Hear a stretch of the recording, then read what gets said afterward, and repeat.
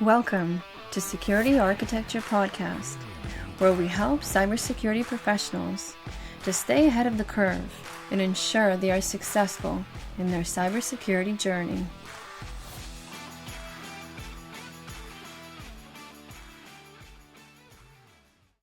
Hi, I'm Evgeny. Hi, I'm Dimitri. We have a pleasure to talk to Eric today about Albarius and how they solve a very, very interesting problem. Eric, can you please tell me about yourself and the company? Hi, nice to meet you. My name is Eric, and I'm the co-founder and CEO of Albarius. We provide a platform that centrally manages network security devices. Tell us more about the problem that Albarius is solving. One of the biggest issues in the network security sphere is the misconfigurations and the improper management of those devices. You can take, for example, firewalls as a basis of basically all the security or as the first line of defense in security environments. And when they are misconfigured, they basically, instead of blocking threats, they permit them.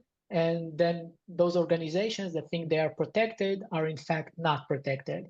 And our main purpose is to make sure those organizations know clearly what happens inside of their network, knows what type of issues and exposures they have, and they also can have the tools to mitigate and remediate those issues.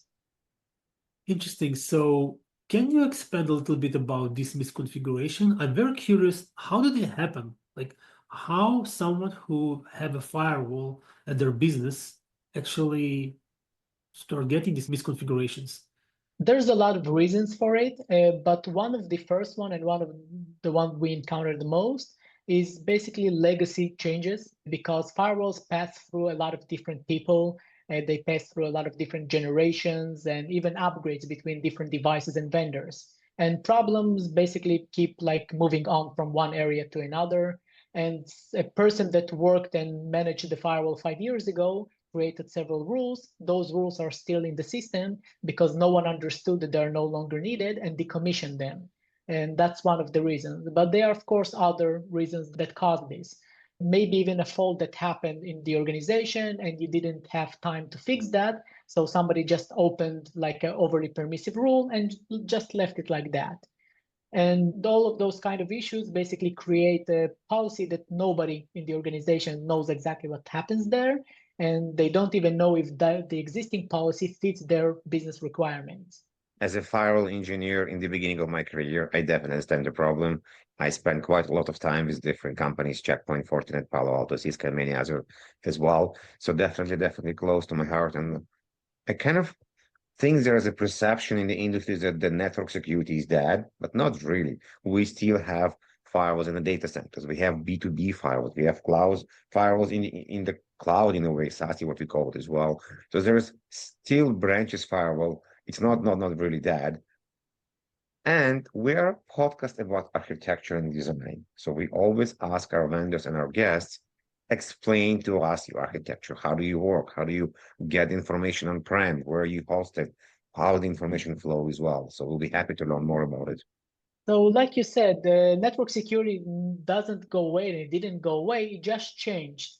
Network, it still exists even in the cloud and even in, let's say, non-server environments and everything like that. It just like moved to a different location. People still need to open security and network security in the cloud. It just called security groups over there instead of being called like regular firewalls. And those solutions are still around. Let me share with you how our product architecture works and how we connect with various devices, and including also cloud and not just on-prem environments.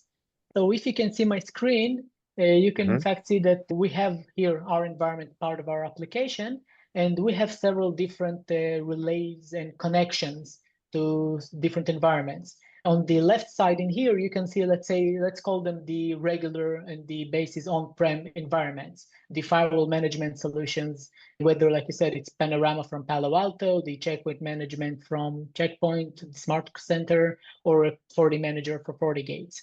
And on the other side, we also have the cloud networks where you connect via API to the cloud network management, whether it's AWS, Azure, GCP, and others. And we connect to all of those devices from the single place from our application, and we are able to collect all the necessary information and provide with both visibility and remediation and automation on top of those environments.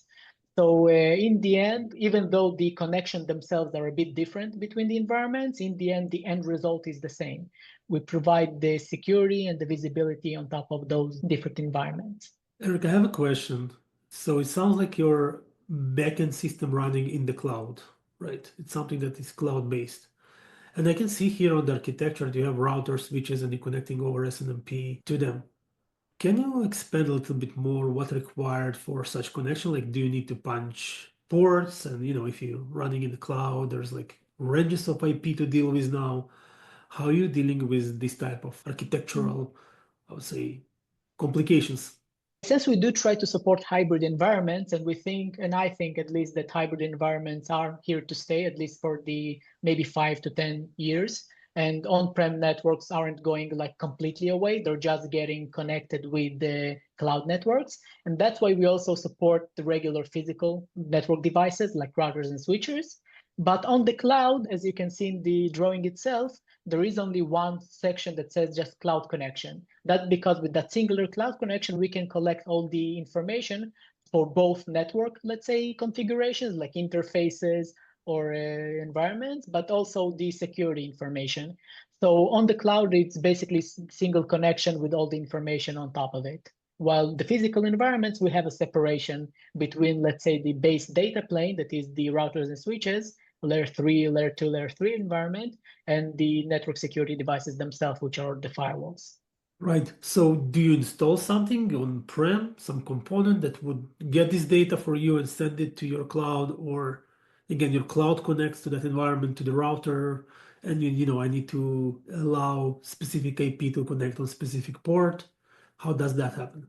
We also provide the on-prem solution, a virtual appliance that customers can install and use that instead of using a platform on the cloud, which they can also use. But most customers prefer to have their own machine to manage and collect all and process all of that information instead of using, let's say, SaaS solution. In that case, because of the amount of, let's say, confidential information that we are processing.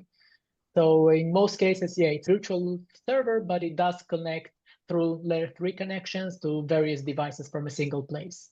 So if we would like to look further into this space, like, usually I'll have different network segments and segmentation that been done today. How do you deal with that, right? I mean, how do you let that specific virtual appliance to connect into different segments of the network, right? They might not be on the same network, subnet, etc. So it's kind of, let's say, a chicken and an egg, because the device or our platform connects through several or different environments, and it has to pass through a firewall most of the time. And then you have to open things for yourself before you can work. But since we do have control and the platform can manage and change rules on top of those firewalls, based on the requirements that we have, we can also open those rules. So it's kind of we opening our own. So you can automate it. You can automate that. So we can basically onboarding. open our own connections, Nice. and make sure that we can access those devices. And the main issue is, like you said, it's probably with network devices themselves, because there's a lot of them. Firewalls, you will mostly have like maybe dozens, 100, depends on the environment. But network devices like routers and switches, you will probably have thousands of all the time, like in most big environments.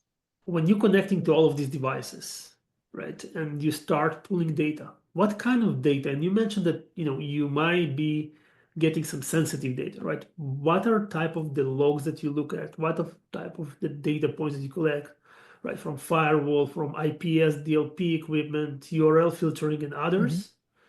In addition, also, what kind of configuration files you would examine, right? Both for cloud, both for physical devices, and what are the privacy measures you have in place? What we look at is, at first, the basic configuration of the device itself, the current access policy that those devices have, their network configuration, interfaces, and everything else relating to that. And we also collect the traffic information. And that is where the, let's say, the sensitive information comes in, both with the existing policy and the traffic itself. Because if you have that, you might basically have like the map of how the organization works. And that's why we make sure to secure all of that information as much as possible, because it's important both for us and for our customers that this information will never leave the organization. And one of the things that we've created to basically prevent any, let's say, exfiltration of information is that all the processing is done locally on the server. We do not use and send any of that information to the cloud or even our servers outside of their network, because we wanted for them to be sure that none of it will be able to just leave the organization for some reason, because you might always have like a man-in-the-middle attack or something along the way. So once it's all processed on a single server, it's much safer.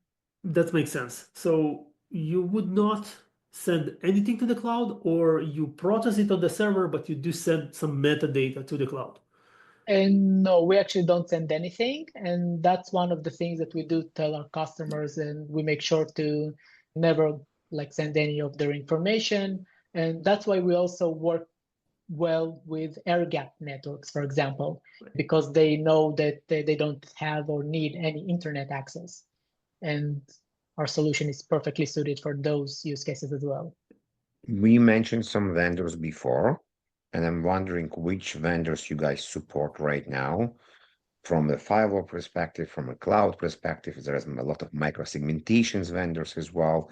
Maybe you can explain, because it's very important to people to understand if their particular vendor will be supported. So let's go over the existing support that we have right now, and we always add and expand on our integration and our support list. And we're currently working on several of them, including both on cloud and regular on-prem like solutions.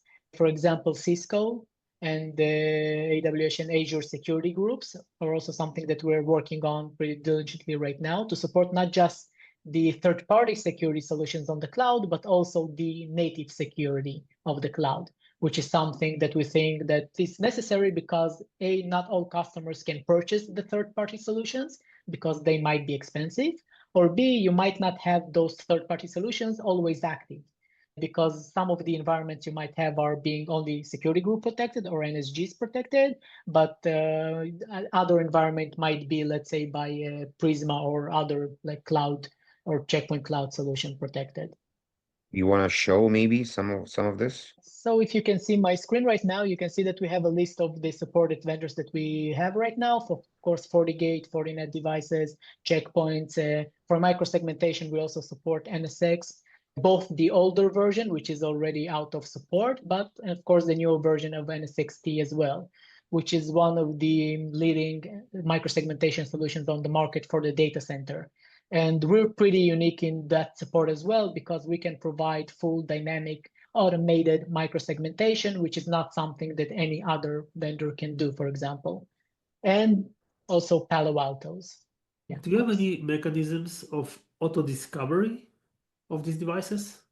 We do have some of that, but for network devices, not for firewall devices. Because for the firewalls themselves, we don't want to scan them, because you know how firewalls act when you try to like connect them with various ports and the like. So we don't want to be jumped up by the IPS or something like that. Yeah, you don't want to get on the bad side of the Yeah, firewall. you don't want to get flagged. Yeah. We have a question also about different support of the firewalls. Firewall vendors change versions from time to time, and the format may change, new feature may be added, it could be DLP, there could be some AI. What's the mechanism? How quickly you can adapt to make sure the customer will get the full visibility on all the different products from the firewall vendor?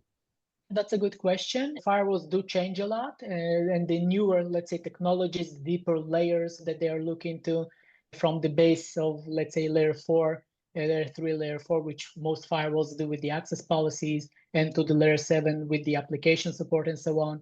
So we try to make sure that we give the proper solution that customers are looking for. So we do at first prioritize those that customers most use, because firewalls sometimes even support features that not everyone uses. And one of the things that we've seen like getting like phased out in the late periods, like in the last few years, is HTTPS inspection, for example. A lot of customers decided that they do not want to start keep on using and inserting private keys inside of their firewall environment, and they prefer to just keep it that way instead, because HTTPS inspection has a lot of, let's say, overhead both on performance and on management and maintenance. So we always try to be in touch with our customers and understand what's important to them.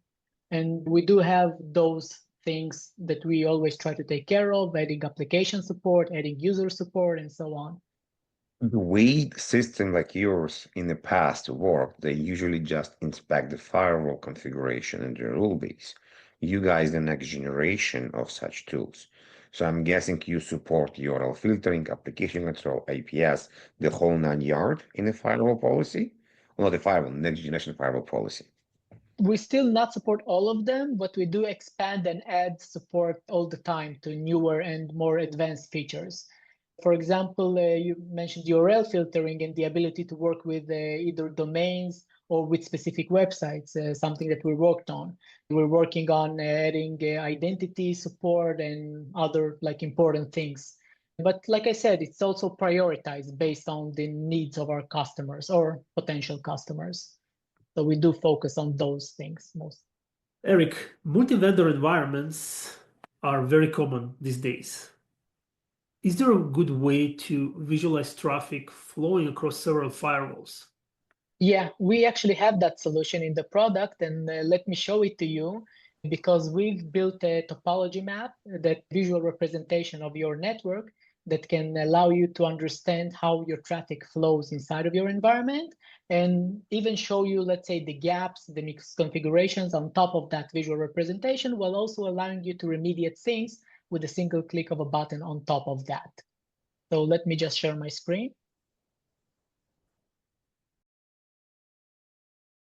Thank you, Eric. This was very, very interesting to see, very visual as well. In the companies, they don't really want to buy another product, because they want to understand what they can potentially remove.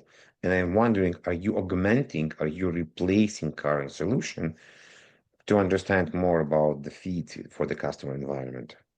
Yeah, that's also a good question, because the industry is moving to platforms instead of having a lot of different tools and managing 80 different tools inside of in one organization. Customers want to move to, let's say, less amount of them. Of course, not a singular platform, but at least a smaller amount of platforms that can manage more things. And that's why we also provide, let's say, manual management on top of our platform. So that means that even the regular base management solutions that the vendors provide, we can do the same or some of the work, at least on our platform. And we can also replace some of the, let's say, alerting platforms, because we can also deliver alerts, provide the access to the users to create it as a ticketing system, and a lot of other different features that in the end provides a single stop shop for all of your network security needs. Interesting. So you are saying that your overarching platform that can give me a centralized dashboard over other probably 5 to 7 different tools that I have to install, manage, know, and keep myself up to date at what they're doing. I can just do it through your dashboard. Yeah. And why I see that this thing is relevant is when our customers a lot of time come to us and say, hey, I have this solution right now that I'm using, but I would rather use some automated different solution. And do you expose API so that we can use your platform to do those things that we already do through somebody else? And the answer is, of course, yes. You can use our platform as an integration from your other platforms that you can connect to us and do the things that you'd want it either to develop yourself, but you can't because it's a lot of work and a lot of effort, or it's a system that you can't do by yourself at all, but you still want to have that solution. So infrastructure as code, as a lot of people are trying to implement inside of their organization right now, is also something that we're working on pretty heavily right now. Wow, that's impressive. So let's talk a little bit about the next gen rules for controlling network and traffic flows, comparing to layer 4 rules that most of us are using these days. It's important to expand on the additional security that those vendors, the security vendors, can provide. because on layer 4 is that, and I think that's something that Palo Alto did pretty well with, and one of the reasons why they're so successful right now, because they understood that inserting layer 7 applications as part of your basic security policy is something that is mandatory or crucial, because allowing HTTPS as just port 443 for TCP is not good enough, because I can tunnel something else through that port and I don't know, and just pass information, use it as a file sharing system or anything else. So the deeper layers of that security is important for us to have better visibility on what happens and what to approve and what not to approve. And that's where we are focusing on pretty heavily on developing those integrations inside of our platform as well. The ability to see those deeper levels and providing remediations and solutions for them. So are you using the network equipment ability to identify applications like, as you mentioned, Palo Alto Networks and the app IDs, or you have your own capabilities around that as well? So we do at first depend on the security solutions themselves to identify, but we also expanded on it with our own AI, the proprietary AI that we've built as part of the platform. We have a lot of different models that we use.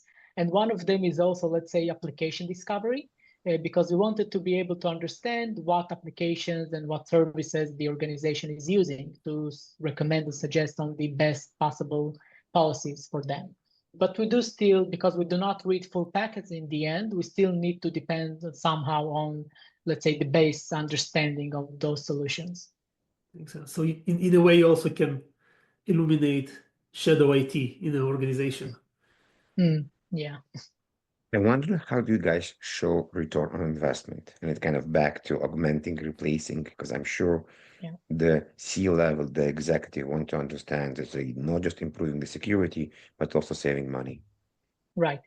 So ROI is in fact very important, and something that you can see on all of our, let's say, materials, sales, marketing materials, is that we save a lot of time and effort for the security engineers and the security managers of the organization. And we can even reach amount of, I think, 80 to 90% of time saved. And that is something that costs a lot of money to the organizations, because they can provide and do something maybe more effective with that time instead of just working on policies all the time, or maybe even sometimes in the more like extreme measures, like even limit and lower their amount of personnel that manage those devices. But I always think that there is always something to do with the personnel. You just need to find the most like impactful thing that they can do. And that is one of the things that our platform can save around ROI. And the second one is on performance for the security devices. The amount and the size of the policy impacts the performance of the device pretty directly. And that means that a lot of organizations purchase the bigger devices just because they can't work with the smaller devices because of how the policy is overly sprawled and overly complex. But if the policy itself gets optimized, they might be able to purchase the cheaper option instead of the more expensive one. So you can save money there as well. And other options that we have is our platform also contains several tools that companies usually pay extra for professional services for them. One of the examples is policy migrations between different vendors. So if you change, for example, from FortiGate to a checkpoint and you want to migrate your policy, you will usually hire some external company to come and do that for you. But with our platform, you can do that either yourself, or even if you hire someone from outside, they can do that in a fraction of the amount and fraction of the effort. I'm thinking here about any one of your, prospects. If they want to, get involved in a proof of concept process, how you run this proof of concept, right? I mean, in a way where I hope, doesn't require any heavy effort and heavy lifting. And also, is there a wow factor when, one of your prospects kind of going through the POC and the first time he sees the output of the system, the dashboard, what they would say, wow, I was not aware of that before? So the POC or POV, like we also like to call it, the proof of value, is very important to showcase customers what the platform can deliver and what it can do for them. not just what we say it can do. And the process itself is pretty simple. It's just deployment of the with virtual appliance, for example, or just connection to the various devices, which is also very simple. All you have to do is just provide the necessary credentials. And once you do, the platform starts starts learning, starts gathering information, and then it pretty much immediately starts also providing proactive recommendations on what issues you have, how to fix them, and with the automation options, you can also go and do that. And one of the things that customers see when they first connect the platform to their devices is a compliance score, how well their firewall is managed. It's in percentage, and a lot of customers suddenly see, hey, my firewall is 30% optimized or secured. Okay, I did not know it was that bad, so let me see what the issues are. And once they see the issues, they understand, wow, I probably had more issues than I thought I did. But one of the other, let's say, big impressive things that we show them is how easily we can fix things. So we usually take one of the issues that they might have and use automation on our platform to fix that issue.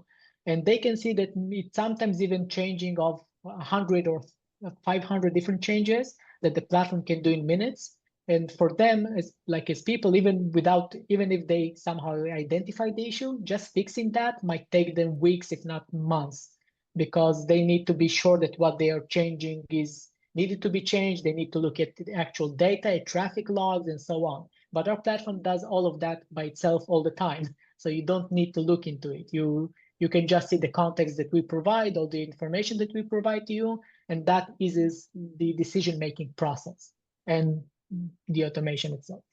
So you don't only tell the customers, hey, you have problems, but you're also giving them the solution and remediation of these problems. So this leads me to look into what kind of reports you can provide by the system or generate by the system, right? Because usually like, hey, there's 500 misconfiguration or there's 500 different rules that can be removed. There should be some level of justification for that, right? What type of reports you can create that will help me to make the decision, oh yeah, I'm going to now use the automatic remediation and get these rules cleaned or changed or modified? Yeah. So like you said, there are, of course, the basic reports that just tell you, hey, you have 500 unused rules, or those 20 rules are overly permissive and they are basically exposing your environment to risks and so on. But we also provide what we call a proactive plan when we show you group by issue rules. And then we tell you, hey, this is over the last 3 months, we have collected enough information about these rules, and that's what we saw about them. So if we would recreate those rules in a different manner, and please look at how we would do that for you. And here is the basis on the information that we depended on, the information that we looked at to get to that decision. And I think once you do show them, like I said, the contextual information, it's much easier to understand what happens and also make a decision. So a lot of customers usually tell us at the beginning that they don't use automation on any platforms. We are afraid, we don't like automations and so on, because we don't know what they're going to do and if it's safe to do that and so on. But with our platform, and something I'm pretty proud of, I can say that after a certain period of time when the customers get enough confidence, yeah, exactly, enough confidence in it, they start running. They start with something small. Okay, that worked. Okay, nobody screamed, nothing happened, and maybe I can run next time something bigger and something bigger and something bigger until they pretty much use the full automation capabilities of the platform after a certain period of time. And it changes between different organizations. Some even start running automations like after a month, but some wait maybe half a year. It depends on of course, on the let's call it risk appetite or the automation appetite of the organization. Yeah, the regular crawl, walk, run approach. Yeah. I want to switch topics and kind of dive deep to the idea of compliance and frameworks. We know that being compliant doesn't mean you're secure. Having said this, many companies need to be compliant with certain frameworks. How do you guys support? What do you guys do to make sure companies are compliant? and saving a lot of time of the manual review of the firewall rules. Yeah. Like you said, compliance and usually regulations, they just want to make sure that you have the basis of protection. And usually the other way around is like if your firewall is secured, optimized, and you work by best practices in the field, you will already be compliant to basically all of them. But if you go the other way around and you only work compliance by compliance, then you might be compliant with one of them, but not with the other, because each of them are more focused on another area of it. So that's why we always think that focusing on best practices, making sure that the environment is always working in a least privilege, always the rules are always not permissive, and you make sure that everything is secure, then you pretty much it just like a marking checkbox on the compliances themselves.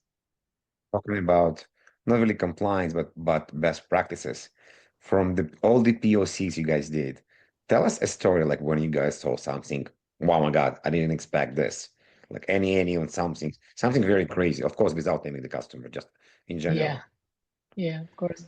Surprisingly, it actually happens it happens a lot. A lot of customers, like I said, they don't really know what happens inside of their environments, especially the CISOs. They're more like directing the security of the company, but since they're not technical people, they don't really see the policy itself.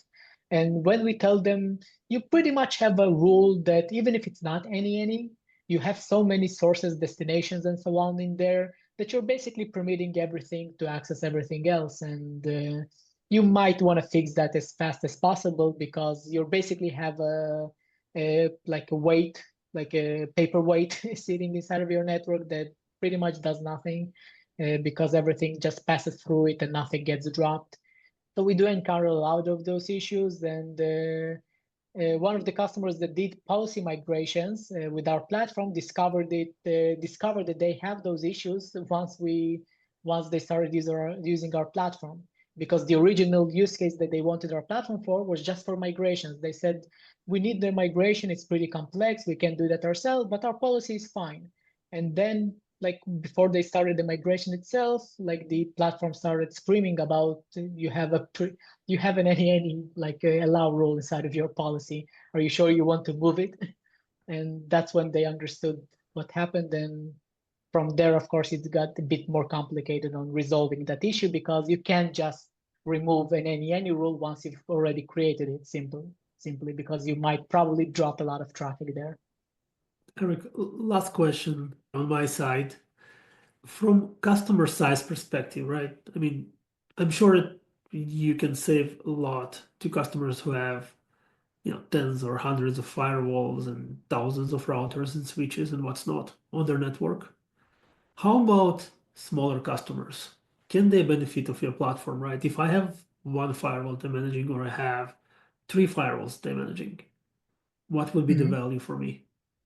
On smaller environments, I think 3 firewalls might be already super relevant because even a single firewall, it depends also on size of the firewall, how many policies and rules you're managing there, and how much effort you put in this device. Because even a single firewall, you might have 5,000 different rules. It might be your data center centralized firewall, and you pretty much have a full person, like a one person that's all he's doing. And in that case, it's still very relevant. But for those tiny environments or tiny customers that only have a single device with 20 different rules, and they don't need any compliance, they are not required by anyone to secure anything, and they're basically a mom and pop shop that has a small single server that just, I don't know, sends mails or prints something like a print server, then they don't probably need that platform. Because it's an enterprise scale, it's set up for bigger environments, and the benefits increase the more complex the environment is. Makes sense. Great. Thank you very much. It was a pleasure. I learned a lot. Thank you for reinventing and doing something new in this very important space. Thank you, Eric. Thank you guys for having me. It was very nice talking to you, and I hope to see you again. Please remember to subscribe to our podcast and join us for our next episode.